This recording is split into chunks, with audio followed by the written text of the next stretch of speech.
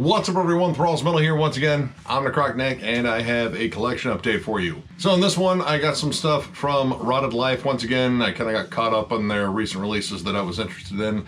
And I got some stuff from Dark Descent, as well as a bunch of new releases. I'm trying to kind of catch up in terms of new releases that we're not individually reviewing. So for a little while, I think there's going to be more new releases in collection updates, just because doing individual reviews for them and doing other stuff in there, it might get a little too much overlap, so I'm going to try to cover as much as I can in these. So let's get into it. Bitter Loss, Oblivion of Ceremonial Void EP.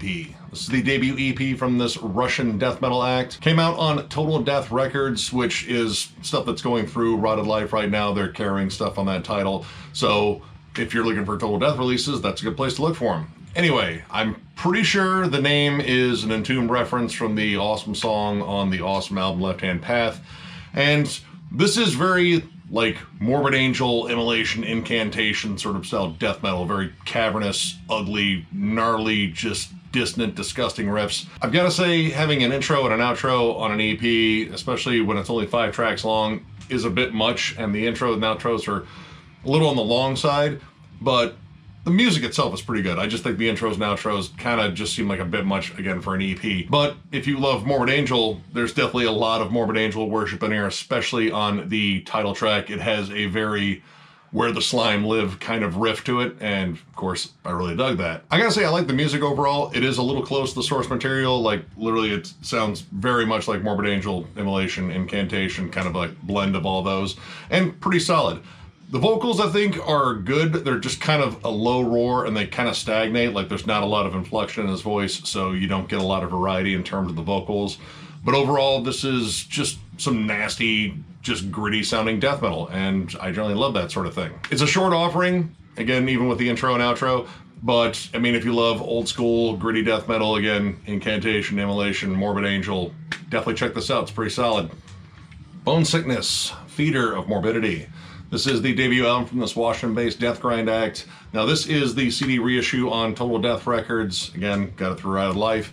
And this is some really nasty, kind of over-the-top, and, I don't know, kind of campy, but really fun death grind. These guys love to use samples. In fact, there is a really cool sample from Tales from the Crypt that involves death metal music, and of course you get the Crypt Creeper laugh in there, and that always brings me back. The tracks are short, they're violent, of course samples scattered throughout, which are a lot of fun. They kind of add to a really kind of just campy, kind of grindhouse atmosphere. There isn't a single track on here over 3 minutes, and this is blast beats and riffs, and a fiercely old school vibe in terms of death grind, so pretty much like Terrorizer, or their punkiest and more thrashy, I would say, Repulsion. Now, as much as I like the samples, I think they dedicate the same amount of time to samples as Mortician, which Mortician albums are awesome, but it's usually 1/3 samples, 2/3 music, kind of that same ratio on here, but I still kind of just dig the overall atmosphere. Again, it makes it a fun, campy listen, and again, solid grooves on this when it comes down to more breakdown-centric stuff. And they definitely seem to favor Tales from the Crypt, because I'm pretty sure some of the other samples from episodes, I was kind of trying to remember which ones. I think there was the one with Joe Palantino that had the organ that made him have 9 lives from the cat. It's a weird episode, but I really dig it. I'm pretty sure it's on here. And again, some solid grooves. The song A Mute Witness to a Murder I thought was really good. And I have to say, the title track, or rather the eponymous track, Bone Sickness, it's pretty much 90% a sample, and then pretty much the You Suffer treatment in terms of just a quick song, which they might just say Bone Sickness in there, I don't know.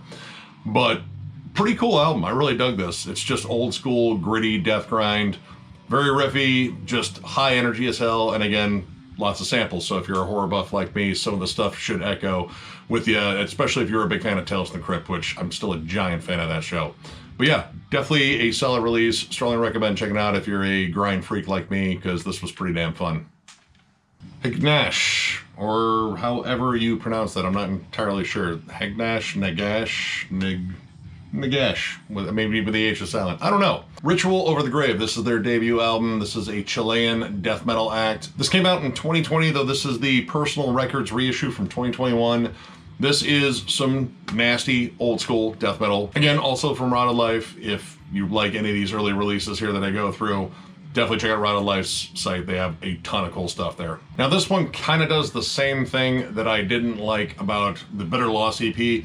Long intro and long outro, but the music in between is absolutely awesome. This is very dreary, I would say almost blackened death metal. At least the vocals kind of have a black metal feel to them. They're very reverb drenched. They kind of stay in a more mid-register, so you don't get a lot of deep growls.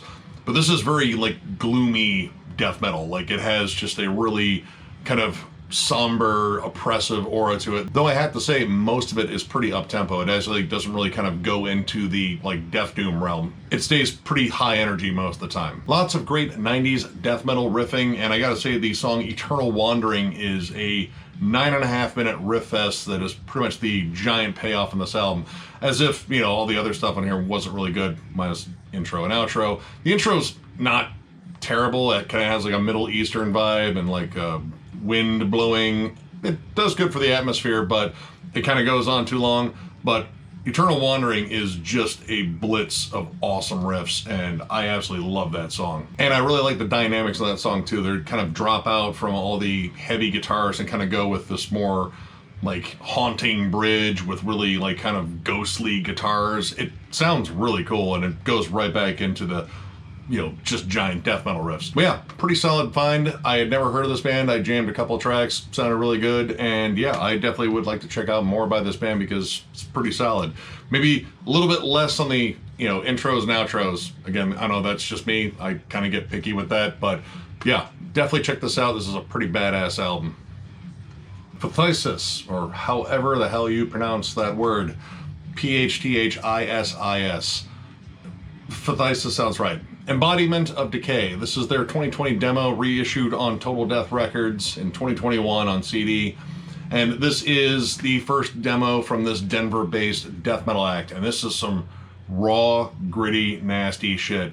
In fact, the intro to Detestable Putrescence is flat out terrifying. I don't know what it is, but it is screaming, nightmarish hellscapes, and it's not a separate intro, so I can't skip it, and I really wish I could, because it is ear-bleeding noise up until you get down to the just dirty sounding death metal. This is very like Tomb Mold, you know, sort of style death metal, very raw, very gritty, kind of punky drums, like they're just beating the shit out of everything. But I gotta say, some solid hooks. You know, when you get through all the murk and everything, there are some really solid riffs on here, very similar to like a band like Necrotic. And man, those vocals are low and gross sounding, and it kind of just completes the overall feel of just how nasty this demo is. Big standout for me was the title track, Embodiment of Decay. The Death Doom intro on that is flat out disgusting, like perma stank face. You'll have to like readjust your face after listening to that riff. Solid demo. I definitely want to hear more from this band. Another one that I just kind of picked up on a whim, and I don't know, I was kind of drawn to their logo because I think it is composed of entrails. Yeah, there's some lungs in there. I think those are the H's, whatever the hell it is. I don't know. It's really hard to make out, but it's all like entrails and guts and shit. So I was kind of drawn to that. But yeah, awesome stuff. If you guys have never heard this, this is just flat out gross death metal, and if you love that, I recommend checking this out. Solothus, Summon from the Void. This is their first album, came out in 2013. This is the 2021 reissue on Personal Records. This is a Finnish death doom act, and I was a really big fan of their last one. I can't quite remember its name, but it's an awesome album. It has a red cover, and it's on 20 bucks spin, I believe. But this is different than that one. I thought that one was definitely more on the melodic side, more akin to like later Hooded Menace. But this is raw and definitely less melodic and just heavy, like mind-numbingly heavy. And I think they even kind of slow it down more than they do on the newer album, almost to the point of Funeral Doom, but it still has that flat-out Death Doom heaviness that is just unreal on here. I love how flat-out oppressive and just sinister and gloomy this whole album is. Stuff like the dreary solo that opens up Magus of Doom, which that pretty much tells you exactly what they're about. Appropriately dreary, like it sets the mood so much, and there's a lot more like dissonant riffing on here just to make it seem that much more caustic.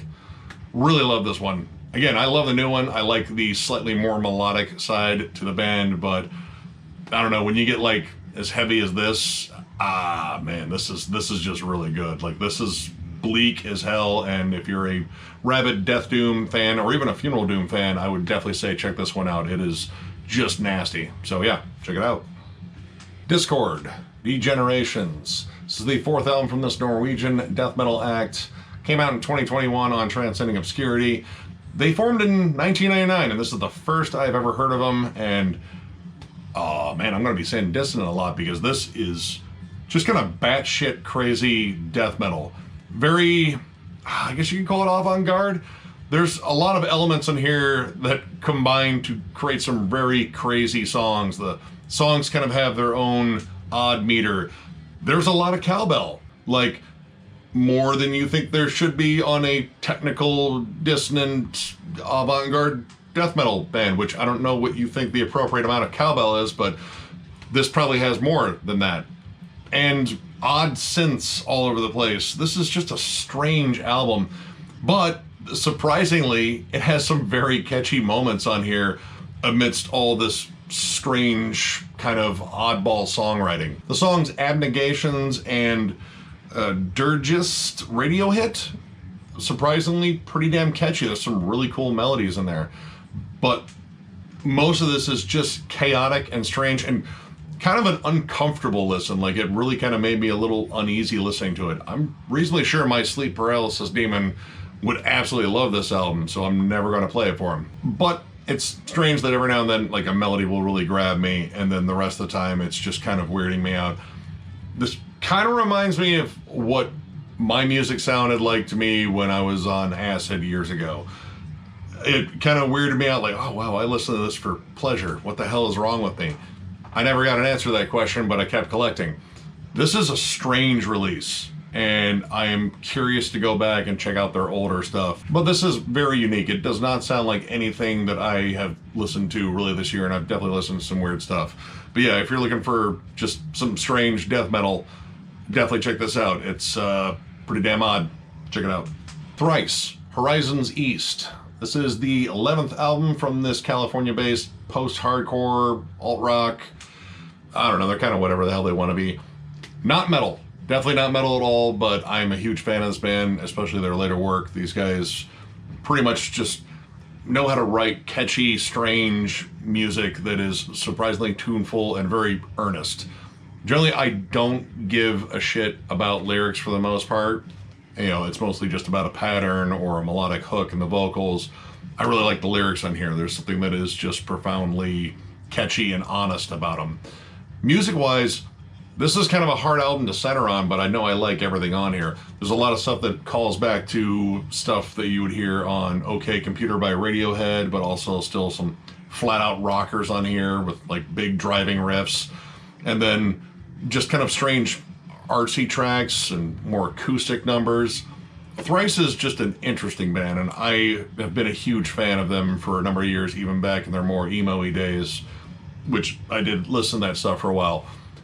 While that stuff hasn't aged as well, I think what they do now is truly remarkable. These guys are kind of like a hidden gem in terms of just solid rock music, I guess you could just say. What I really like about this is how different every track is. There's a lot of different elements brought in, like the lush synths on the opening track, the color of the sky, you know, the giant rock hooks and Scavenger. You know, Robot Soft is fiercely Radiohead-ish. And then the song Northern Lights has a piano line that kind of reminded me of the Peanuts. Either way, I enjoyed pretty much every moment of this. This is a really cool, like, just sort of immersive listen, and I think they are continuing their stride in terms of just killer albums here lately. Not metal at all, I would say. Some heavier moments, but not metal heavy. But if you just like good kind of inventive rock music or post-hardcore or whatever the hell these guys are, definitely check this out. It's a solid album. I think Thrice are an incredible band, and I think this is yet another incredible album from them. So yeah, check it out. Ritual of Decay, Eden Eviscerated. This is a compilation that came out this year on Maggot Stomp Records of all of their released material. I believe it contains 2 demos and an EP, and all of it sounds really good. I don't know if they did any remastering on it, but all the songs, regardless of where they came from, sounded really good, which was really cool. Style-wise, these guys are very similar to Gatecreeper, Frozen Soul, Creeping Death, a lot of that like kind of chuggy HM2, very groove-laden, hardcore meets old school death metal sort of groove and chug. Big HM2 tone on there, and I'm a slut for HM2, so I instantly liked it. Production, again, heavy across the board regardless of where it came from. It is just nasty and groove-laden as hell. Big, deep vocals. Atmosphere, there's some interesting shit in here, like the opening track, Skinned. I think it actually contains samples from a slaughterhouse, and it's pretty damn disturbing. Not enough to like make me vegan or vegetarian, but yeah, the blood-curdling pig screams, which, yeah, I generally bitch about pig growls. There's legit pig squeals in here, like from actual pigs, and they're just as annoying, but more disturbing because they're real. But yeah, it's just so damn loud and so damn obnoxious, and I can't skip it again. It's kind of blended into the song, but luckily, once you get into the song, you totally forget about that intro part and you're just chugging along. Now, while this is just riff and chug, there's some really cool melodies in here. Voice for the Voiceless, I think, has some really pretty, like, dissonant melodies in the background to kind of spice it up and just break it out of the groove and chug sort of feel of the entire album, which, I mean, that's the entire compilation. This is mostly just groove and chug, and if you like both of those things and you love, again, bands like Gatecreeper and so on, this is an awesome compilation. So yeah, strongly recommend checking this out. Again, if you're like the big HM2 fan that I am, you won't be disappointed. Check it out. Unto Others, Strength. This is the second album, technically, from this Portland-based goth rock / heavy metal act. They used to be known as Idle Hands, and then there was a lawsuit, and they had to change their name, so they changed it to Unto Others. And this band's sound is interesting, and I'm kind of at this, like, I love a lot of aspects of it, but some of it I don't like. They really do a good job of blending both styles. The opening track, Heroin, has a flat-out, just heavier than hell opening riff. And this came out on Roadrunner Records, which I was kind of surprised too, because Roadrunner's kind of hit or miss these days. Old school days, glorious. Not so much now. But flat out heavy riff. And then the vocals on here are kind of this, it's almost monotone, like goth rock, bellow, very similar to Sisters of Mercy, Bauhaus, you know, that sort of thing. But there's a lot of filters on it, and they kind of bother me after a while. They sound kind of auto-tuned, and there's like these intermittent little hardcore shouts in there. I think they're really good, like almost kind of like a gang vocal that pops up. It's odd, but it works. Like, I really wasn't put off by it that much, and I kept listening to it, and man, there are flat out catchy songs in here. Destiny is absolutely amazing. Just a Matter of Time, Summer Lightning. They even do a killer cover of Pat Benatar's Hell is for Children. Like, they did a solid job on that. I may need to go back and check out the Idle Hand stuff as well, or at least that's probably Unto Others now. I think they reissued it. But this band's sound is interesting. Sometimes I really like it, and other times I just kind of like it, but I don't think I ever hate it. So that's kind of a good baseline rating on this one. This came heavily recommended in the comments, I believe. I can't remember who did it because we get a lot of comments here lately. And, oh, well, whoever recommended it, yeah, I didn't know this was Idle Hands because I remember listening to that band, but I never picked up that album. And, yeah, this kind of scratches several itches because I do love old school goth rock and I do love classic heavy metal, and they merged them pretty damn well in here. Definitely recommend checking this out if you are, again, a fan of either of those, because, like I said, that blend is really interesting on here. So yeah, definitely check this out. Okay, we got a split here on Dark Descent from Ascended Dead and Atomicide.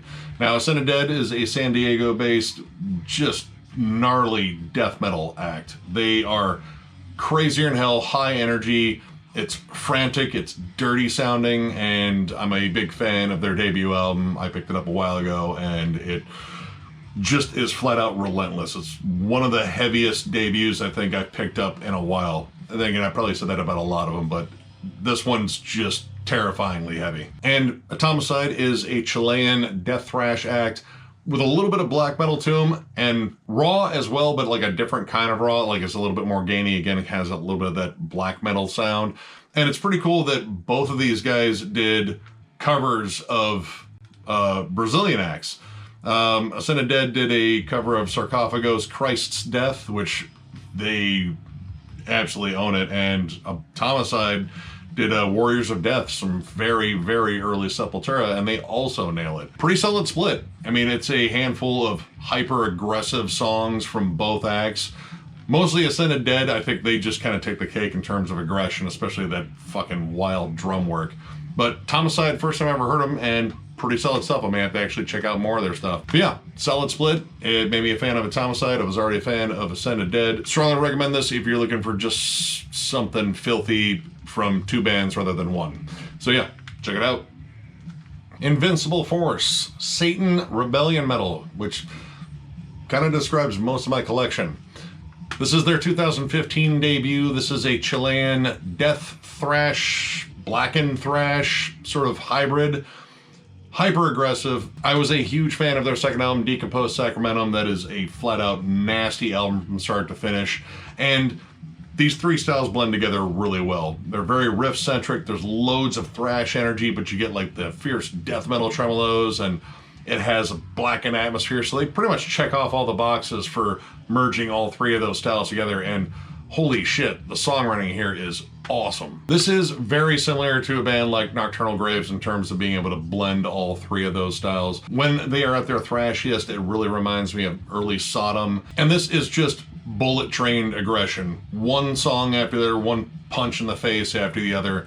Every song is just delivering nasty, nasty riffs. And Onwards to War is definitely one of my particular favorites. That one really dials up the death metal side and just, ugh, gross. I really dug how intense this listen was from start to finish. I think there's definitely a little bit more songwriting maturity on the second album, but this one just kind of makes up for that with just pure aggression. So if you love blackened thrash, death thrash, death metal, I mean, if you love extreme music, honestly, we'll just go with that. Definitely check this out. This is an absolutely banging album. Devoid of Thought, Outer World Graves. This came out in 2021 on Everlasting Spew Records. This is an Italian-based death metal act that loves Morbid Angel and dissonance and creepy atmosphere. This definitely has a lot of Morbid Angel worship on here, but it is very cavernous and kind of just otherworldly sounding because there's a lot of cool atmospheric bits in here. The song Four Cerulean Ways goes from technical, like kind of hate eternal sort of blasting and just wild riffs to death doom, almost funeral doom with big heavy organs in the background. There's a lot of really interesting dynamics in terms of just like flipping the mood from something super aggressive to something otherworldly and doomy. It really drives home the atmosphere too. The atmosphere in here is just, I don't know, they kind of went for more like cosmic, but it's still very oppressive. The song Effigies of a Distant Planet, which I believe is the super long one on here at over 11 minutes, is just monstrous. And the thing I really liked on here, outside of the really cool like dissonant atmosphere, is the fact that they were able to blend like old school death metal and more technical death metal, because there's a lot of technical play on here and the songwriting kind of just goes all over the place.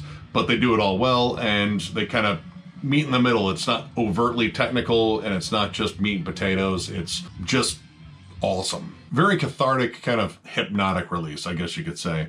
The song Sidrial Necrosis has some like very interesting, almost kind of hardcore nods to it. And then there's this lead on there that sounds almost like you're walking into a cloud of bees. I don't know. Like it has that weird sort of buzzing sound. It kind of buzzes in your head. It made me think of flying insects. So way to go in terms of adding more creepy atmosphere to it.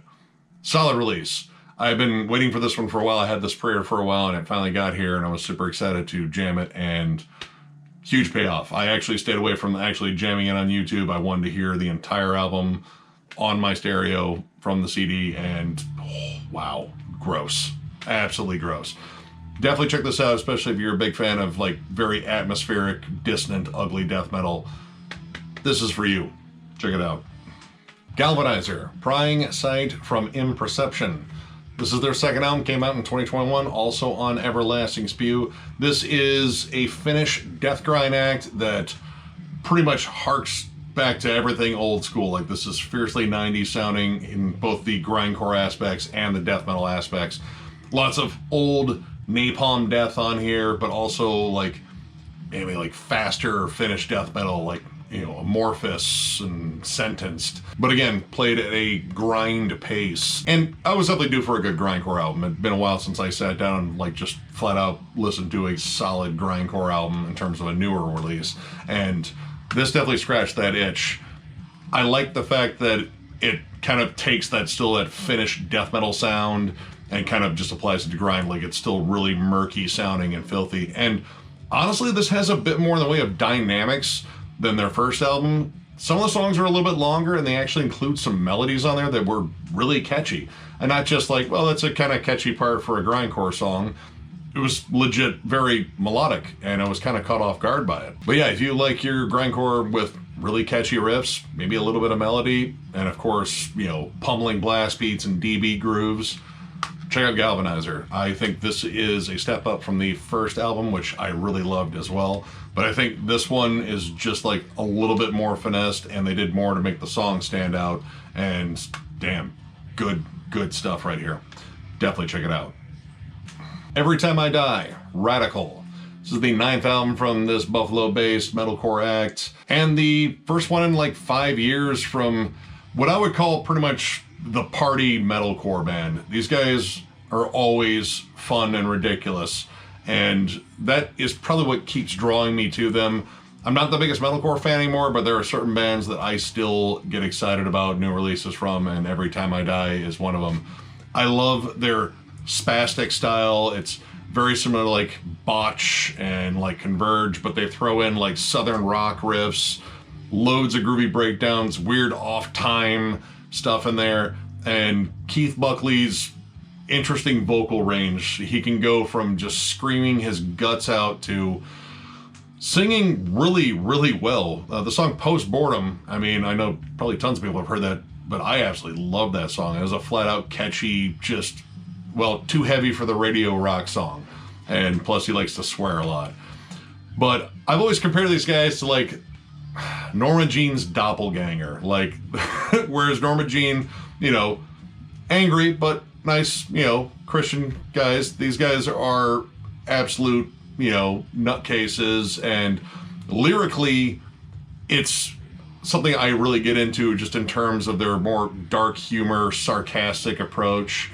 There's a lot of like one-liners, and I've always described these guys as this is the band that would throw a party for just the fact that life sucks. But the negativity doesn't really come out. It comes out as something kind of fun and witty, so I kind of like that sort of sarcasm / cynicism. Songwriting here is actually really, really good, and I'm legit shocked at how catchy and melodic some of these songs are. Like, Thing with Feathers is a really pretty song with lots of cool, clean guitars and really great melodies. But then you get to songs like Planet Shit, it's this one, fucking raw as hell, in your face. There's no moment of like accessibility there in terms of like trying to get a single out there. It's just pummeling you. And I like that about these guys. They can write really, you know, nice, accessible songs with big melodies, but they choose to be just kind of in your face and loud and just heavier than hell. And God, the production here really captures that. Absolutely love this release. Every Time I Die, welcome back. I missed you. I really loved Low Teens. I thought that was a really great album. I think this is even better. Holy shit, this is heavier than hell, and this is pure fun to listen to. So yeah, if you maybe had written these guys off for a while, or you've never been a fan, I at least urge you to check these guys out, because it's just fun, and it's heavy, and it's nuts, and yeah, just check it out, because it's radical. It says so right there. So yeah, check it out. Sarcoughagus, Delusions of the Sick. Now, I probably should say this is Sarcoughagus as in Sarcoughagus, because they had to spell it that way, probably because there's a ton of other bands called Sarcoughagus. This is the debut album from this Cleveland-based death metal act that is labeled stoner death metal. At least that's what Metal Archive said. I hear more maybe old school death metal, maybe a little bit of death doom, but I don't know, like stoner metal I see as like kind of warm and fuzzy, and there's nothing warm and fuzzy about this. This is just heavy and brutal and riffy as fuck. Very raw, almost demo quality sort of sound, like it's just rough sounding, especially the big clunky snare on there. It's kind of loud and obnoxious, but I end up kind of liking it. Loads of 90s death metal riffs, especially the song Self-Induced Lobotomy. That's a sort of don't try this at home sort of title there. Or do, you know, I get bored too. Maybe not that bored, but whatever. Definitely a lot of thrash influence in here. You definitely get a little bit of that early Cannibal Corpse, bit of early Deicide in there in terms of just like the faster, more, you know, like up-tempo sections, especially the riffs. The riffs definitely have like a big thrashy backbone to them. So kind of reminds me of just Floridian death metal to a degree. Solid album. Definitely a lot of killer death metal coming out right now, like almost too much. Nah, fuck that. Forget I said that. I love death metal. I want more. But yeah, another killer one from Maggot Som. If you haven't checked this out yet and you love old school death metal, I strongly recommend checking it out. Apparition Feel. This is the debut album from this LA-based band. Came out in 2021 on Profound Lore Records, and this is super heavy and really interesting. Like the opening couple of tracks really reminded me of like that sort of proto brutal death metal sound, like early Suffocation, Broken Hope, stuff like that. And then the more you get into it, you get, you know, elements of that sort of like return to like groove and kind of hardcore meets old school death metal, kind of like Gay Creeper and Frozen Soul. And you also get big death doom sections on here with loads of atmosphere. So this is kind of like going through a lot of different styles of death metal on one release, and holy shit, they're good at all of them. This has a very interesting atmosphere. They like to sprinkle in creepy synths every now and then, but there's like some really strange like intros, like the intro to Entanglement is, I guess what you could say, just like kind of jazzy drum fills. And it's really interesting how it curtails into the song, because it kind of just like, oh, hey, we're back to being brutal as hell. But it's interesting they kind of let in that way and kind of let the atmosphere build behind it. And surprisingly, amongst all this brutality and chugging, which holy shit, this delivers on that, there's a lot of atmosphere to it and a lot of really cool, like dissonant, you know, ugly melodies that I really dug. And even some classic sounding death metal ones. Perpetually Altered has very like death-like, you know, guitar harmonies like the stuff you'd hear on Leprosy or Spiritual Healing. This is a really interesting listen, just in the fact that it's kind of an all-encompassing death metal release. It really kind of checks off a lot of different styles, and it does them really well. I am definitely a fan of this. This is just a flat-out killer album. I already want more because I'm jamming this a lot, and I'm going to end up wearing it out, I know. Might be year-end material, I don't know. There's a lot of contenders on there, but holy shit, this is really good. And if you're looking for unrelenting heaviness in different styles on one album, check this out. It's flat out awesome. Sadus, Swallowed in Black. This is the second album from this California-based death thrash band featuring Steve DiGiorgio on bass, who is fucking remarkable. This is an absolute beast of an album. I've been meaning to get more of Sadus' stuff here lately. I only have a few of them. And my God, this is one of the perfect balances of just aggressive as hell, but fiercely technical. Of course, I love the fact that Steve's bass is very prominent in the mix and contributes so much to the melody. The energy on this is just nuts. This is a fast album, like the really tight, thrashy blast beats. It's pretty much Slayer meets Possessed in terms of like that old school heaviness and speed. It is just flying almost at all times. But there's tons of catchy riffs on here, great melodies, and the maniacal shrieking vocals on here, I really love them. They really add a lot. It sounds like an insane person just screaming at you down a hallway. This is an awesome album. I really don't need to go into it that much, but I mean, you know, a lot of people probably know this one, but if you've never heard Sadus, you could probably start here and become a fan right here, because this is great. Literally every track. This is the reissue on Listenable Records too. I believe it's still on Hell's Headbangers. That's where I got it. I strongly recommend getting it. I'd say these guys are just kind of an underrated gem in terms of death thrash or thrash metal, whatever you want to call them. Ridiculously heavy and awesome as hell. Check it out.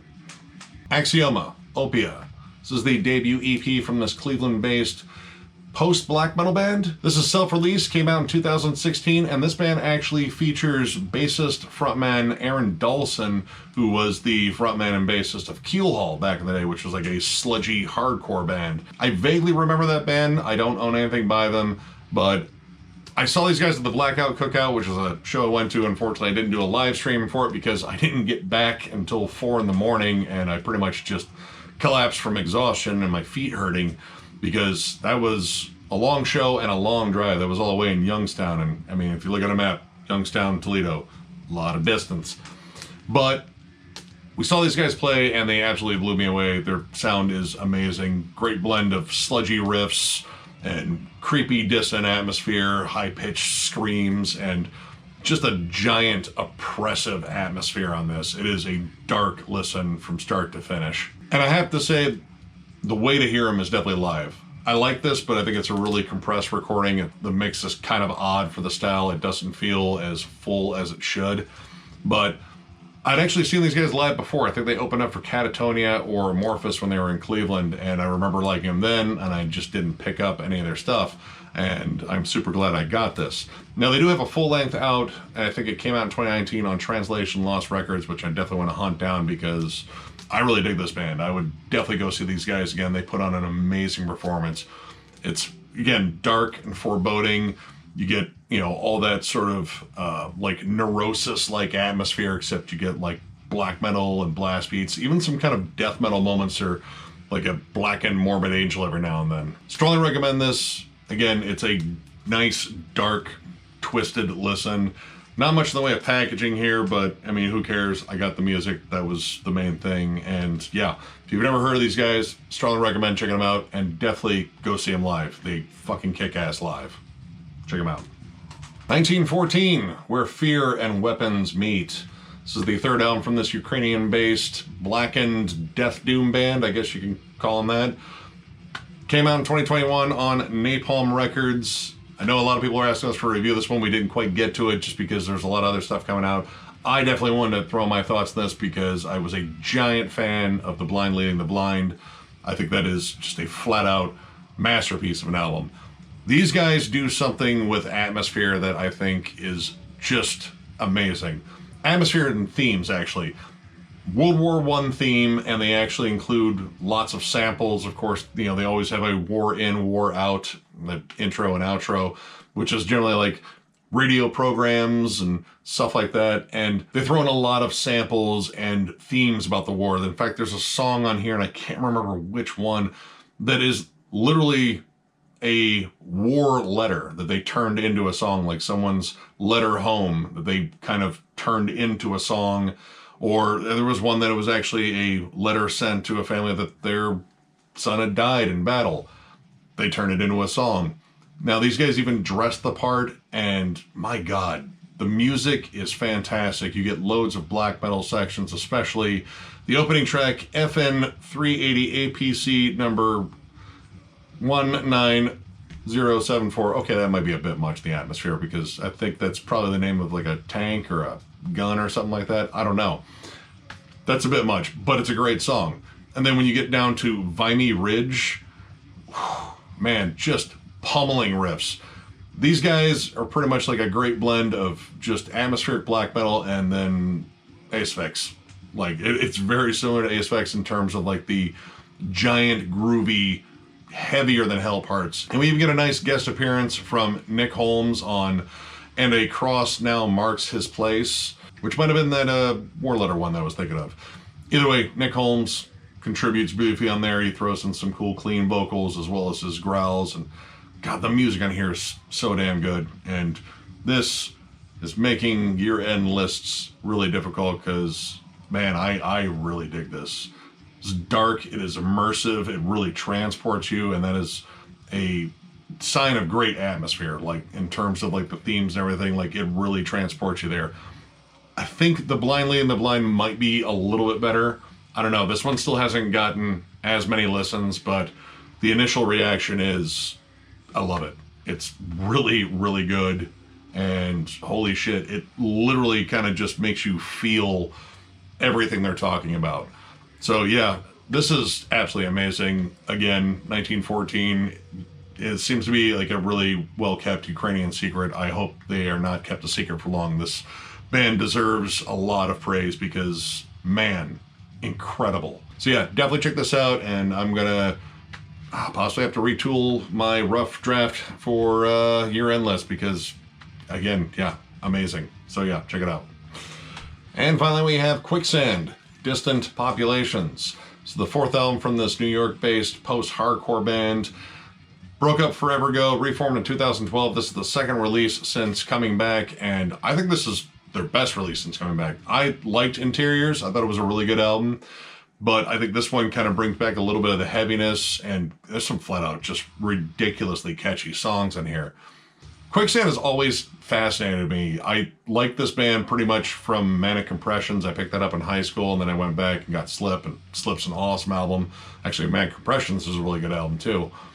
Post-hardcore was kind of like that weird fit in terms of heavy music. Like, it definitely can get the alternative kids more into the heavier music, and it also, you know, kind of gets the guys already into heavy music into it because they still have flat-out heavy riffs. The song Colossus is driven by this killer groove and just a super fat hook on that massive riff. Pretty much, if you're a fan of stuff like Helmet, Fugazi, Hum, they kind of fit in that niche, and they pretty much still fit there. This definitely has a little bit more going on in terms of like the songwriting, but it has, again, that sort of post-hardcore feel.